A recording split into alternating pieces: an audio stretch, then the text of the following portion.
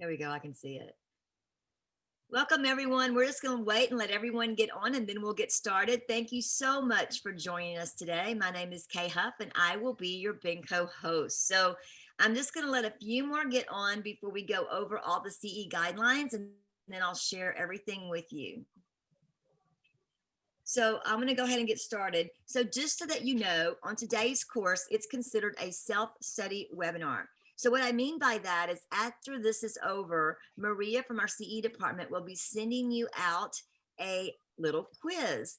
And in order to receive your CEs, you need to take that quiz and pass it. So please make sure that you're taking notes while you're listening today. Really important. It's going to be 4 questions. And in order to pass that, you have to at least make an 80% or higher. And with that being said, the same CE things the same guidelines will apply for your registration. So when you registered for today's webinar, please make sure that you used your legal name. And what I mean by that is the name that's on your license, because that's really important if you're going to turn this in for credit. Please make sure that you stay on for the entire hour in order to receive those CEs. And also, if everyone needs to log on to their own device, so that what happens is that when you log on to your own device, we see that you're on, and that becomes our record to show that you attended this course. Now, if you're logging on with your cell phone, if you're logging on and you're pushing the link to Zoom, you're absolutely fine. However, if you're dialing in with the phone number, we cannot see your name. So what we're going to ask you is to please make sure that you send me your name, the title of today's course, and your telephone number so that we can cross-reference that information. You don't have to worry, we'll take care of it. If you send me that information, we'll cross-reference it and make sure that you receive your CE if you're calling in on your phone, using your phone number. And you will send that to practicecoaching@benco.com. Again, that email is practicecoaching@benco.com. I also want to let you know that we have Shelly on here from Onpharma. Hi, Shelly. And Shelly's going to be actually answering any questions that you have live at the end. So when this is done, Shelly and I will come back on and we will answer any questions that you may have about the product. And she'll also tell you about all the promotions that we have going on with it also. So I think we're ready to go. Oh no, one more important thing. At the bottom, you're also going to see a Q&A. There's also a chat. Please stay out of the chat and send all of your questions in the Q&A. So as you're watching the webinar, if you think of something that you want to ask, go ahead and type it in. And then when we come live, she'll answer all those questions. If something happens and we don't get to all the questions, we will answer those. And everyone that came on today that's here live will receive a copy of all the Q&A. It will be sent to you by Maria by email. So I think I said everything, right, Maria? The quiz. Yes, you did. All right. So with all that being said, I'm going to let Maria go ahead and get started on the webinar. I am honored to introduce one of the most hardworking, inspirational leaders in the dental field. That is the Managing Director of Benco Dental, Chuck Cohen. Oh my God, Kay, go on. Thank you very much. Welcome, everybody. We're glad you're here. Most importantly, we're glad to welcome Dr. Mick Falco, an old friend of ours at Benco and a longtime acquaintance of mine, who's going to talk about one of the most exciting technologies out there.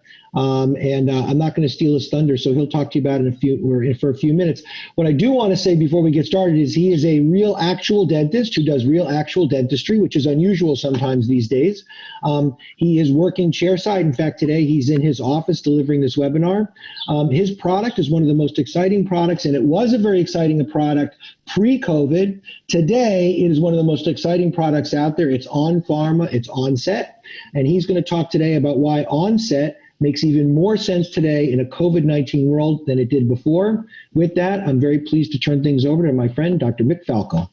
Well, thanks, Chuck. I really appreciate it. And I really appreciate everything you're doing at Benco to make this post-COVID new normal more accessible and educating the dentists that are out there and the whole dental teams, because it makes a huge difference. So thanks for doing that.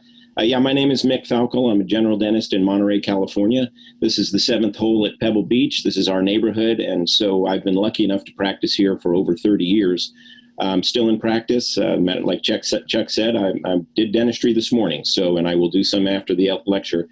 Since it's California, it's only 10 o'clock in the morning here. I'm also the founder and chief medical of On Pharma. We brought Onset to the market. That's buffered anesthetic. I do teach local anesthesia at the University of the Pacific Arthur A. Dugoni School of Dentistry. And a little disclosure before we start. First disclosure is, like I said, I'm the founder and chief medical officer of On Pharma, so I clearly have a financial interest. So that's always good to know who's speaking to you. But the second disclosure is probably more important, and that is, we're getting a lot of regulations and so forth from all of these different organizations that are here. And what's important is that I can't be an expert in all of them, but we all need to be somewhat of an expert, and you should be doing your research to make sure that everything you are doing in your office now is what is recommended by all these different organizations. Your own state will have different regulations as well. So please make sure that you're taking a look at that because I think it's important. And I want to start with the CDC guidelines for dentistry. The CDC has said that the dental healthcare professional should be now seeing one patient at a time. So they've said the days of jumping from patient to patient to patient to try to be efficient are behind us, at least in this post-COVID world. So going in, giving local anesthetic, running out of the room to go find a hygiene patient to check no longer can happen. What you need to do is go into the room and see that patient, complete the patient, and then move on. And that's a really big difference in the workflow in the office. And I think we're going to give you some idea of how we can make that effective for you today. So, using your personal protective equipment, it's still not easy to get everything that we need. So being able to conserve that is really important. Really important. So we need to be able to, what we like to say is, seat, treat, and complete. If you look at this slide here, if the patient's on the right and we're on the left, we are protecting ourselves. So personal protective equipment is really important for ourselves, our own health, our practice's health, meaning our staff, and then when we go home at night for our families. So it's not just about protecting the patient, it's about protecting us. In California, we need to wear gloves, we need to wear a gown, we need to wear a mask, we need to wear a shield, and we need to wear a head covering. And we're supposed to change all of that for each patient. And that gets to be cumbersome. It's intense to don and doff effectively. So you want to do that as few times as possible. So what we like to say is you can seat, treat, and complete. And if you do that, you're going to dramatically reduce your PPE consumption. So if you're running out of the room and changing your PPE consumption and not finished your procedure, then you're going to have to re-don when you come back in to finish that procedure. So you're going to use twice as much at minimum of PPE equipment. You'll also be, if you run out of the room and don't change, you're going to be the vector for the infection. And you don't want to be that vector. You don't want to be that for your staff. You don't want to be it for the next patient that you're going to see. You want to be as safe as possible. And then possibly most important is that you need to run a business. You need to have the patient volume and the production to be able to run the business effectively. And if you are just seeing one patient at a time, you need to be very careful on how you do that so that you can be efficient and effective. I've been seeing one patient at a time because I've been buffering local anesthetic for over 10 years. And I will tell you that I'm a very efficient and very productive practice. And so, what I like to say is that I tried to solve a problem 10 years ago that people didn't really have. Now, everybody has this problem because we need to be seeing one patient at a time. And I'm going to give you an idea how you can seat the patient, give an injection, go right to work, complete the procedure, and then leave your operatory after that. You can do your hygiene exams between patients now, as opposed to within the treatment of one patient. So seat, treat, and complete is what this is all about. And we're going to be talking about a tool to do that, and that's pH buffering. So why would we want to buffer local anesthetic? Well, when I started this, really what I wanted I wanted an answer to three things, really. The first was I was taught in dental school, if you can give a comfortable injection, you can build your whole practice around that. And I will tell you that is absolutely true. I got known in town as the guy with the best technique. But when the anesthetic goes in, some people feel that exquisite discomfort, which is the acidity of the anesthetic. And that's a chemical problem, not a technique problem. So I wanted to be able to fix that. I also struggled with failed anesthetic. Every time local anesthetic failed, I took it personally, like I was doing something wrong. I think the patients think I was doing something wrong. So it really bothered me, the inconsistency I would have from patient to patient and even within the same patient on different appointments. And then most importantly, I wanted to be more efficient. I really didn't like the model of running around the dental office and seeing all of these different patients. I wanted to be able to sit down, complete my task, and move on.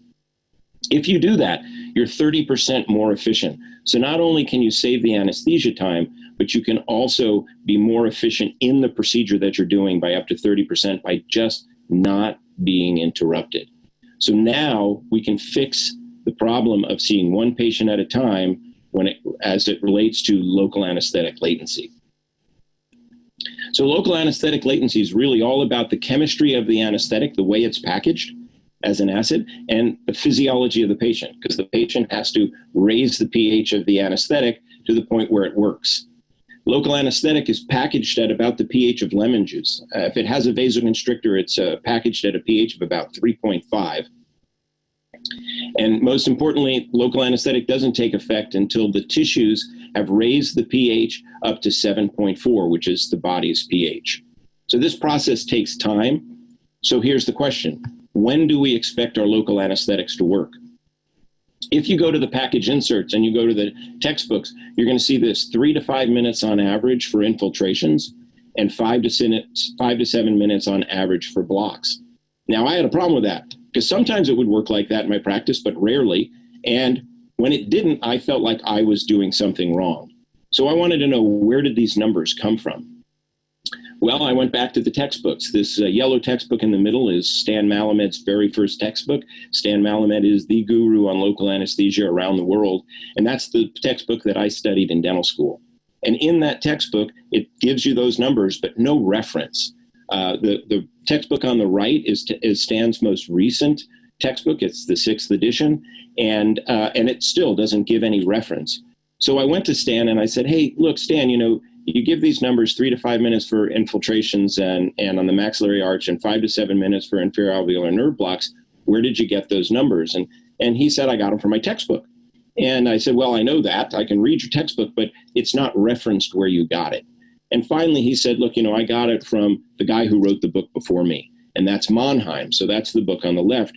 So I went to Mannheim's book and I looked, and he didn't have any references either. And I wanted to ask him about it, but he had already passed away. So I went to the guy before him and I looked at his book and the one before that. And it turns out that these numbers go way back. As a matter of fact, it's almost like they're commandments. And so they go all the way back, and they're like it's like they're written in stone. So that made me feel even worse about the way local anesthetic was working for me, because I could not get it to work like that every time, not even close to every time. So I wanted to do a little bit more research and figure out what was going on. So when it comes to onset time, the book gives us these numbers. What do the numbers really mean? Because they do mean something. And it turns out they reference the start of soft tissue analgesia. So way back when, in the early 1900s, right around 1900 itself, Procaine came out. That's Novocaine. And dentists were never trained on it. There weren't any books on it. It just got started being used. There were no studies. And dentists would say, when they'd give an injection on the upper arch, they'd say, tell me when you start to feel numb. And that'd be around 3 to 5 minutes. And when they would give an injection on the lower inferior alveolar nerve block, they would say the same thing. And the patient would say about 5 to 7 minutes that they were starting to feel numb. So that's where these numbers came from. But really, what we want to know is, does that give us any meaning for soft tissue analgesia when it comes to clinical dentistry and actually practicing? So let's take a look at this. I'm going to set this up by saying, when I was taught inferior alveolar nerve blocks in dental school, I was literally taught to give it my best shot after I learned the technique. And then I was to sit the patient up and have them let me know when they started to feel numb right to the middle of their lip and their chin, and also part of their tongue was numb. And at that point, I was taught to lean the patient back, pick up my sharp explorer, and stab them right on the lingual of the cuspid. Like that was the magic spot. And if they didn't feel that, I was told that they were stone cold numb. Well, this guy, Dr. Lai, must have been taught at my school, because he did a study back in 2006 with exactly that setup. And so if you look at the vertical axis, it's the percentage of times that you can stab the patient and be successful. And the horizontal axis is time over 20 minutes. And if we look at 5 minutes with lidocaine with epinephrine, you get 77% of the time you can stab the patient at 5 minutes and have them be comfortable. If you go out to 7 minutes, it goes all the way up to 86%. Well, that's pretty good. If you were successful 86% of the time with infraalveolar nerve blocks, I think we all would be fairly happy with that. But here's the problem. This red line is pulpal anesthesia. So pulpal anesthesia is what we're looking to achieve to have patients be comfortable. So that's a completely different line. If we go out to 7 minutes and we know we have 86% of the time we can stab them, that should only be 45% of the time with pulpal anesthesia. Well, that's a big difference. So if you go in at 7 minutes and you have less than half of your patients numb, it's going to make you feel like you fail often. That's why treating mandibular teeth are so much more difficult than maxillary teeth. Well, this area between the curve is what I call the worst failure of local anesthesia in dentistry. And the reason for that is the patient thinks they're numb. They've lost control of their lip and their tongue. I think they're numb because I've stabbed them and I was taught that that was the test. And then as soon as we start drilling on the tooth, get through the old restoration or hit dentin, the patient jumps. And that jump ruins everybody's day.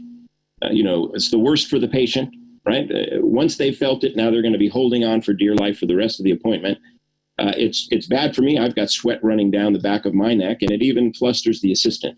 So it's kind of ruined everybody's day in the dental office. The other reason I call this the worst failure of local anesthesia in dentistry is because of social media.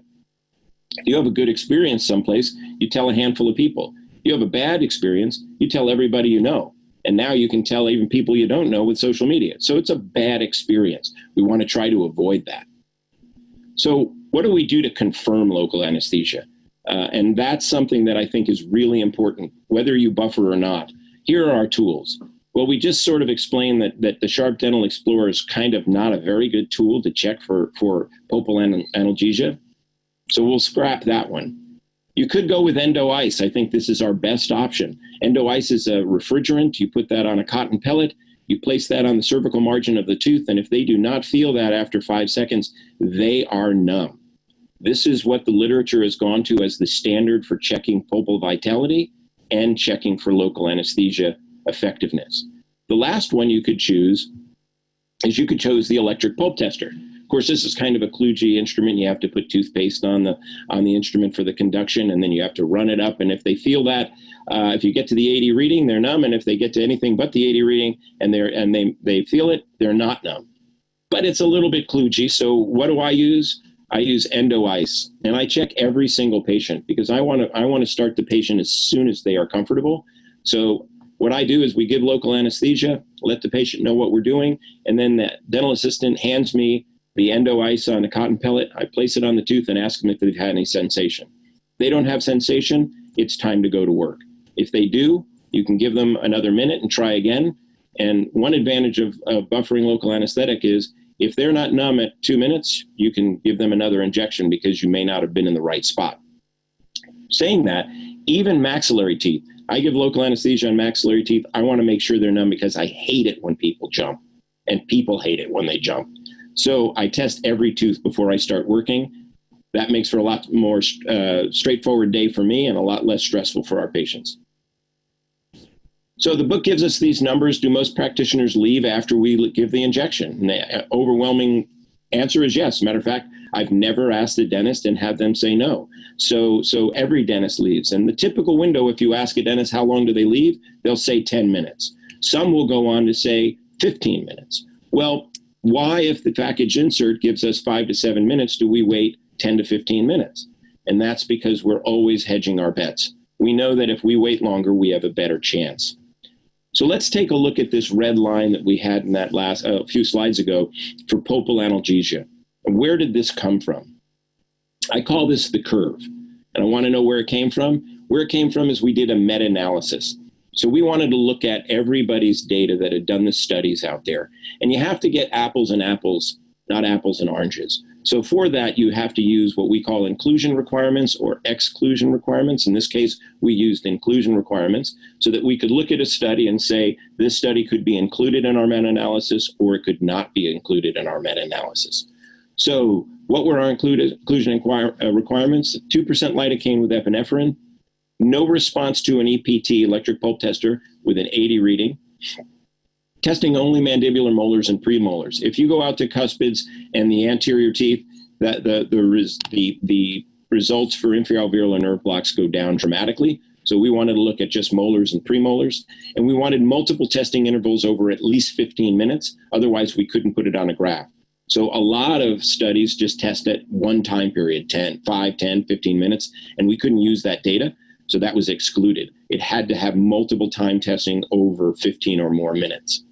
So we found 34 peer-reviewed articles, and we took all of those articles and graphed them. And so this is all of the data from 1,344 subjects over a time period of 1991 to 2008. So what do we do with that data? You can clearly see a trend, but we need to be able to interpret the data. So we chose to use the mean. The mean is just half of those lines are above the line and half of the lines are below the line. So that's the mean. If we clean out the data and get rid of the noise, we now have what the literature says is the curve of how local anesthesia works in inferior alveolar nerve blocks with lidocaine and epinephrine. I wanted a sanity check. Has anybody else done a meta-analysis like that? And it turned out that Al Reeder and Neustein over at the endodontic program at Ohio State that have a very significant interest in local anesthesia, they've done most of the research. They did a very similar meta-analysis, except they excluded all of their data. So they looked at everyone else's data, not their own. We chose to look at everybody's data. So we had more studies in it. But if you look at the curves, they're essentially the same. So that's a good sanity check. How do we use the curve in our practice? So here we have the curve. If we go out to 10 minutes, that's the number one response from dentists. There's actually a good reason where 10 minutes is a good time to check. That's the knee in the curve. The knee in the curve just means that for any given additional more time, you're not going to get that much more result. And so it turns out the knee in the curve for inferior alveolar nerve blocks with epinephrine is at 10 minutes, and it happens to represent 60% successful pulpal analgesia. Well, 60%, 6 out of 10 times, still seems like too much failure to me. So if you waited 15 minutes, you get out to 65%. Now, most people at the end of 15 minutes, if they're still not numb, so they're above the line of this curve, we're going to do something different. We're going to give them more anesthetic. We're going to do a different technique. Hopefully, we don't go back to the same spot. We want to go a little higher, a little east, a little west, or use a different technique like the Gao-Gates or an Akinosi. But you want to do something different because you want to get to work. So if it's past 15 minutes, we're probably going to give additional anesthesia. So where were we taught to manage local anesthetic latency in our practices? Well, we weren't taught in dental school. I don't know of a single dental school that teaches us how to manage that. They teach us how to give local anesthesia. They teach us how to treat patients, but they don't teach us how to manage the latency around our local anesthesia. So we work off of faith, right? We walk into the room. Sometimes we got our fingers crossed saying, oh God, I hope this time this patient's numb. And we also live with the curve, whether we knew it or not. So here we have this curve. Now we know how to understand it. We can bring that information back to our practices and use it. But I wanted to know, can we escape the curve? That's what I was looking for. So Articaine came into the market. Articaine is a fantastic anesthetic, and it came into the market in 2000, but doesn't make a difference. And so I wanted to know that. So first, go to the literature. We did another meta-analysis with all the same inclusion requirements except this one. Now it's 4% Articaine with epinephrine, so either 1 to 100 or 1 to 200, because that's the way it's packaged. No response to the EPT, mandibular molars and premolars, and multiple testing intervals over 15 minutes or more. And on that particular set of inclusion requirements, we only found 5 studies from even a greater period of time, so 1 additional year from 1990 to 2008. And so in only 222 subjects. So I'm thinking to myself, why so few studies compared to lidocaine? And perhaps it's because there is a controversy over 4% anesthetics, or particularly Articaine, having a higher incidence of permanent paresthesias after infraalveolar nerve blocks. And so I thought perhaps that was it, but I went through with the meta-analysis anyway. And so we have our 5 studies. We place our mean, so 50% above, 50% below the curve. And that is the curve for Articaine. So now we have this curve. What we want to know is there a sanity check? Well, nobody else had done a meta-analysis, but Paul Moore at the University of Pittsburgh, great researcher, a great clinician, and a great teacher, had written an article in 2006, and he had one point in time for Articaine for mandibular blocks, and that one point was at 10 minutes, and lo and behold, it fell right on our curve. So that was our sanity check for Articaine. Now, if you take lidocaine and superimpose it over the Articaine's curve, we can see that they're essentially the same. It looks like Articaine starts off a little bit better, but it comes back to the curve. So is there a difference between Articaine and lidocaine with respect to successful local anesthesia or analgesia with infraalveolar nerve blocks? And the answer is no. So why only 5 studies? Well, if you have a new drug and you have to prove equivalence. Once you've proved equivalence, if you are only equivalent, you really don't want to do more studies. So that's probably more the reason than the controversy. And they both work well. This is as good as it gets in dentistry. So if we go back to the commandments and we look at 5 to 7 minutes and we're looking at strictly pulpal analgesia, we go 34%. So 1/3 of the time you should expect to be successful at 5 minutes. That's only one in 3 patients. You get out to 45% at 7 minutes. So less than half the time you should be successful. Now we need to start thinking about that in the new normal, and we'll get to that. But I still wanted to escape the curve. So can you escape the curve with buffering? Buffering anesthesia, local anesthesia, has been around in medicine for 100 years, but it hasn't been around in dentistry, mostly because we have our little cartridges of anesthetic that are a fixed volume, so we haven't been able to do it. But let's take a look and see if it would make a difference. So Stan Malamet and I did a study back in 2013, and this is the plot of that study over time.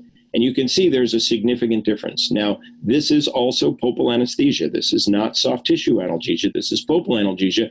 And if you plot it against the curve of Articaine and lidocaine, you can see visually that there's a significant difference between the two. But let's bring it to what we do in practice. So we've already talked about if we get out to 15 minutes and it's unsuccessful, we still are not numb, we're going to do something different.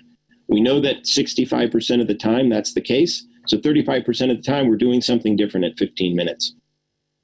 If we look at 2 minutes with buffered lidocaine, that success rate is 71%. So it's a little better than 15 minutes with unbuffered. Is it 100%? No.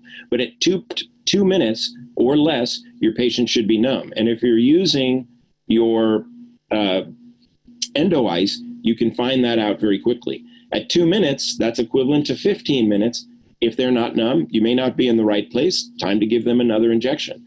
I was taught in dental school to always give 2 blocks. I don't do that anymore. I give one. If it's not successful at 2 minutes, I give the second one. And that one was almost immediately successful. So I'm able to work in 2 or 3 minutes under the worst circumstances. So that is escaping the curve. And that gives us options. As long as we have those options, we should know a little bit about the science of buffering. So at a real high level, I want to go into that. Why would we buffer local anesthetics? Well, all local anesthetics are highly acidic.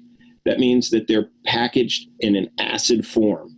And the acid that they use is hydrochloric acid. So when you look at anesthesia, it's lidocaine HCl, Articaine HCl, any anesthetic HCl. That's hydrochloric acid. It's a very, very acidic molecule. It's formulated with that. If it has a vasoconstrictor, then there's preservative in there, and they even put more hydrochloric acid because the vasoconstrictor, epinephrine, oxidizes easily unless it's in an acidic environment. And all of this acidity adds to the shelf life. So if they didn't use hydrochloric acid and they tried to package anesthesia at physiologic pH, they'd have about a week from manufacturing to Benco, and from Benco shelves to your shelf, and from your shelf into the patient. It just would never happen. They need a minimum of 18 months shelf life, and so they have to have this acidity in order for the anesthetic to be effective. The problem is local anesthetic doesn't work in vivo or inside the body until it's raised up to pH of 7.4. The body has to do that. So we're asking the body to do that for us. But if we can precisely buffer outside of the body or in vitro, we can get some really astonishing results. First of all, on a mathematical level, we're going to create 8,000 times more of the active form of the anesthetic, the deionized form of the anesthetic. It's not 8,000 times more potent, it's 8,000 times more active at the time of injection. If the patient got numb, they achieved that 8,000 as well, but it took them time. We're going to do it right at the time of the injection. That's going to take the patient's physiology out of the equation. In other words, we're not going to make the patient work anymore. So that's going to take them out of the equation, so we don't have to depend on them. We're also going to dramatically reduce injection pain. We're going to take this pH of 3.5. So think about it. We're sticking a needle in, and then we're bathing that needle in lemon juice. Now we're going to still stick the needle in, but we're going to bathe it in the pH of water. So it's a lot more comfortable. We're going to create dissolved carbon dioxide in solution. So when you combine sodium bicarbonate, which is our buffer, it's also our body's buffer. It's what's already in the patient being used. When we combine that with hydrochloric acid, it liberates carbon dioxide. Carbon dioxide is the most rapid form of transient analgesia known to man. So if you can just have a drop of anesthetic in front of the needle, the whole way the needle's going in, the patient will not feel it. That's not the local anesthesia, that's the carbon dioxide. Because of that, you want to buffer your anesthesia and use it right away. And that gives you the maximum for carbon dioxide benefits. The other thing buffered anesthetic will do is it will help us get the infected tissue numb. Tissue that's infected, whether it's a periodontal infection, an endodontic infection, has a pH as low as 5.0. That's what happens. It gets the pH of our tissues go down. It can get as low as 5.0. And when you put the anesthetic in at 3.5, the highest it can get is 5.0. Well, pH is a logarithmic scale. There's still almost no deionized form of the drug or active form of the drug at 5.0, so we can't get them numb. So what have we always done? Send them home with a prescription of antibiotics, not to treat the infection. We all know that dentistry is what treats the infection, but to knock the infection down so we can hopefully get them numb and comfortable enough to have the procedure a few days later. Well, if your anesthetic is coming in at 7.4 and the pH of the tissue is 5.0, now we've got a great chance of getting that patient numb, and we can get the patient numb without sending them home with antibiotics just for the luxury of being able to get them comfortable. We can get them comfortable and treat the infection so they can go home without even maybe needing antibiotics. So it's a great opportunity for that type of patient as well. But when you buffer anesthetic, you have to manage variables, and this management is really important. So if we take this cartridge of anesthetic at 3.5, and any anesthetic that has a vasoconstrictor in it is packaged at a 3.5, and we want to get it up to that green band, which is physiologic pH or 7.0, if we underbuffer it, we're going to get no improvement because we haven't hit the upslope in the logarithmic pH scale. If, however, we overbuffer it, we're going to get precipitate. So the anesthetic is going to fall out of solution, and we don't want to inject precipitate because that can damage tissues, including the nerve. We also have to buffer correctly the ratio. How much buffer do we put into the anesthetic to get it to where we want to be? That ratio is critical because we also want to get the right amount of carbon dioxide, which we've already said will make the injection more comfortable, but it not only does that, it's a catalyst to make local anesthetic work more effectively for the patient. So we really want to get that dialed in correctly, but we don't want to overdo it and put too much buffer in because that will create a solution that's hypertonic, and tissues don't like hypertonic or salty solutions. So now we have these dials. We want to dial in the best pH we can. And if we do, we can hit the target zone every single time. If we're really precise, we could call that a bullseye and make it the best anesthesia we can at this time in history. And that's what we want to do for our patients, is make the anesthetic the best it can possibly be. Because all of our procedures that require analgesia, need to be fully anesthetized. And we want to be able to do it now efficiently so that we can see one patient at a time and be able to still run an office practice. So what are our options? So now we've decided, yeah, let's buffer our anesthetics. We have options. There's options out there. What are they? Well, the first would be do it yourself.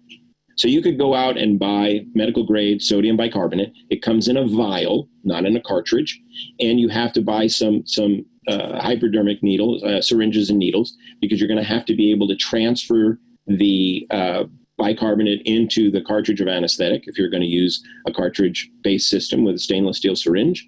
And you're going to have to also take some of the anesthetic out in order to get the buffer in, because the cartridge is a fixed volume. So that's do it yourself. You could use the Onset system. That's the system that we brought to market. I'm going to show you that I think it's the best system out there, but there are 3 ways you can buffer, to be fair. And the third is the Anutra system. Anutra uses their own syringe. You can see that plastic syringe on the right. We were all trained with cartridges of anesthetic, and we were trained with the stainless steel syringe. And although, it's a little medieval looking, it has a tremendous amount of feedback, and plastic syringes don't. And so a lot of dentists have said that syringe is one that they struggle with. One advantage of that syringe is that you can draw up, I believe it's 5 cc's of anesthetic. So you're not hooked into just 1.7, 1.8 cc's like our cartridges.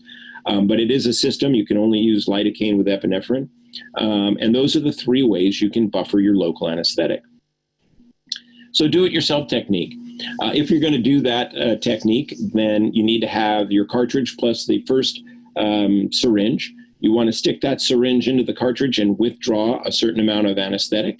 And then you're going to take your second syringe and you're going to draw up that same volume from the cartridge or from the vial of bicarbonate. And then you're going to place it into the cartridge of local anesthetic and then place the local anesthetic cartridge into your syringe. That takes time. You have a lot of equipment out. And as we know now, we want as little equipment out as possible. So it is a little bit cumbersome to do. And there are variables you cannot control for. The bicarbonate that you're buying has a very wide pH range of 7.0 to 8.5. Remember, that's a logarithmic scale, so it's a massive difference from one side to another. And if you don't get it near right on the physiologic pH, you're either going to be under and not get the advantages, or you're going to be over and you could have precipitate and cause damages. So if you look at this, it's fairly simple, but it's kludgy.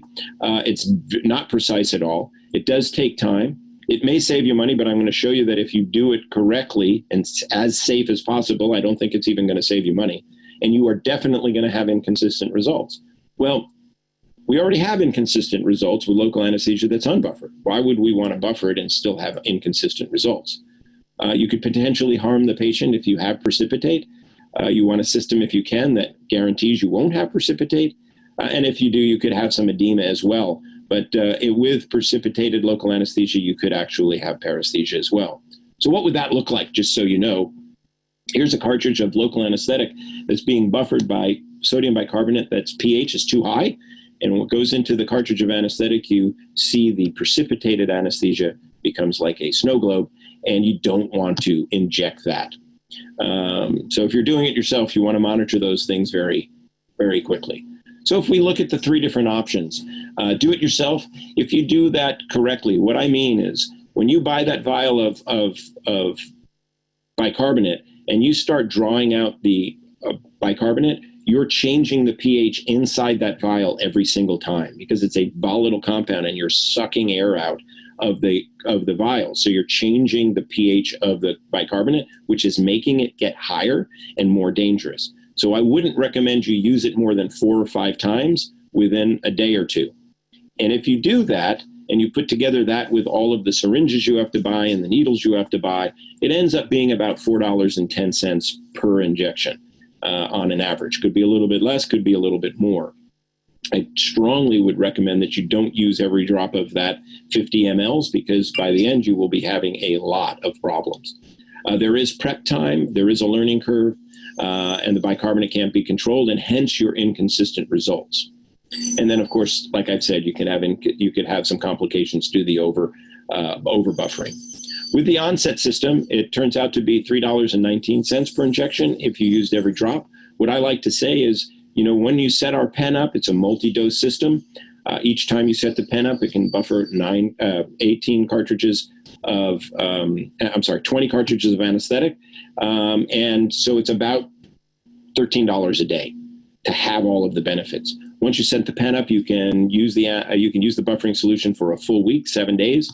And so most people use all of that up, and it ends up being about $12 a day, $13 a day for the system for all of the benefits. You don't have any plastic. It controls for the pH exactly. We figured out how to make bicarbonate at exactly the right pH and then hold it there indefinitely. We own all the IP on that, and we figured that out when we brought that to market. So it's a very consistent result that you're going to get. The Introductory system, that turns out to be about $5 per injection. You have a learning curve because you have to learn how to use a new syringe. And I haven't tried it, but from what I understand, people have had struggled with that syringe. So saying that, there are some advantages to the syringe, but you definitely have to learn. You only can buffer lidocaine, and it is no different than you doing a do-it-yourself. You're going to have inconsistent results just because they can't control the sodium bicarbonate. It's going to have varied pH.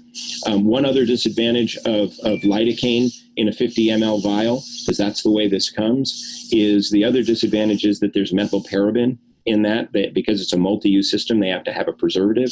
We took methylparaben out of the cartridges of local anesthesia in dentistry in the 80s, back when I was in dental school, because they were having so many complications as a result of that when local anesthetic was injected into the face. So you are putting that back into the solution because it's a multi-dose vial. So saying that, here's your three options and approximately what it would cost. If you use the Onset system, you can buffer all your anesthetic. The only one I wouldn't say buffer is bupivacaine. That's Marcaine. That's a long-acting anesthesia that's really good for post-operative pain control. It's not very good for pulpal anesthesia anyway, and so there's no need to buffer that, but you can buffer all of your favorite anesthetics. So you don't have to change your technique whatsoever. You can use the exact anesthetic that you're also already using. Last year, in March, the cover of JADA was efficacy of buffering local anesthetics. They were looking at pulpally involved teeth, so that's hot teeth, if you will, symptomatic irreversible pulpitis, and it showed a 2.3% chance, a 2.3 times more effective with buffering anesthetic with pulpally involved teeth than unbuffered anesthetic. If you talk to endodontists, or if you're an endodontist yourself, the AAE published a study that showed they surveyed endodontists, got a very high response, and they asked, if you have a hot mandibular molar, how many cartridges of local anesthetic do you use, and how long does it take before you can work on the patient comfortably? And 5.5 was the number of cartridges that endodontists do for mandibular hot teeth, and 30 minutes before they start. Now, with hot teeth, you're not going to get 1 or 2 minutes, but you're going to get 10, 12-minute results, and you're going to dramatically reduce the amount of anesthetic that you need because local anesthesia that's buffered is more efficient. That is the hardest tooth in the that's the hardest thing in the body to get numb, is a pulpally involved tooth. So, under our worst circumstance, buffering anesthetic is a big help. So why would we want to use key reasons for using Onset? Productivity and performance. Look, if we're going to see one patient at a time, we need to be productive. I've been seeing one patient at a time. I took a 4-day schedule and brought it down to 2.5 days just by changing how I give local anesthesia and not waiting for it and seeing one patient at a time, because I'm 30% more efficient. And so I would put my production in 2.5 days up against almost anybody's in a full week. And you can do that. You can also save an hour or two a day. But under these circumstances, you can go right to work, see one patient at a time, and be productive. And that's the key in the new normal. Reduce your stress and practice flow. Let's face it, if you have consistent results with local anesthesia, your day's going to be better. Your patient's days are going to be better, and your days are going to be better. And then we're going to improve the patient experience. We're going to have a much more comfortable injection, which is patient's number one concern, is that the shot hurts. So if we can fix that for them, we're going to make a patient for life. And we're going to be able to get them out of the office faster. And patients are looking for that right now. They know that their mask is going to be off when they're in the dental office, and they want to be as safe as possible. So get me in and get me out. And if you sit with a patient, you're 30% more efficient, and you never leave them, their time in the office goes down dramatically, and they're going to notice. My patients certainly do. So that's important. So if we put all of this together and we use the tool of buffering local anesthetic, we truly can seat, treat, and complete. And that's going to allow us to dramatically reduce the amount of PPE that we're using. It's going to allow us to not be the vector of infection by leaving the operatory multiple times even once during a appointment. So we don't want to be the vector of infection. And it's going to be able to allow us to maintain our practice volume and our revenue, which is really important in times like this. So that is giving the patient the injection, seating the patient, giving them the injection, going right to work, confirming pulpal anesthesia, and finishing up that procedure and moving on. The patients will be much happier.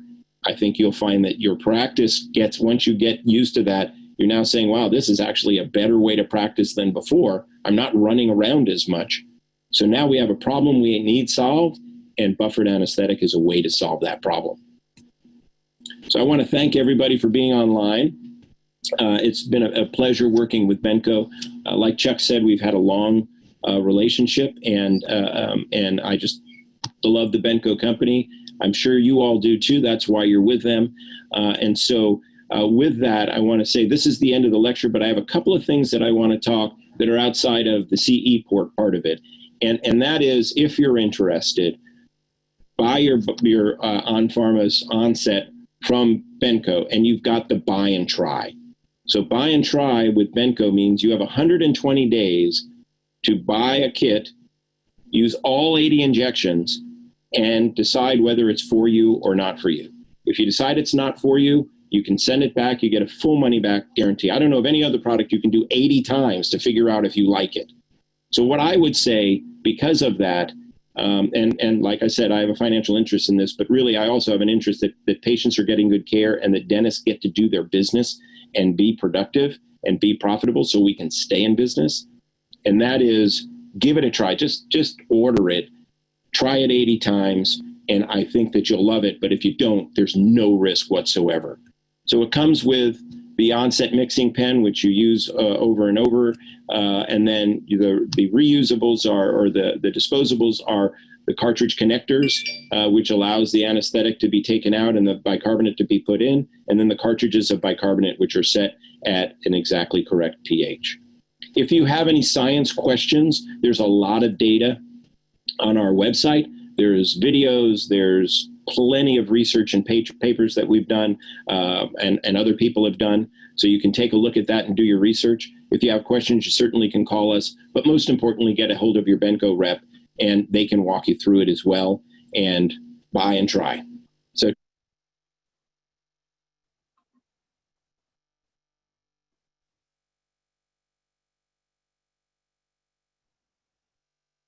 So thank you. That was fantastic. I hope so. Now we are going to be answering questions live.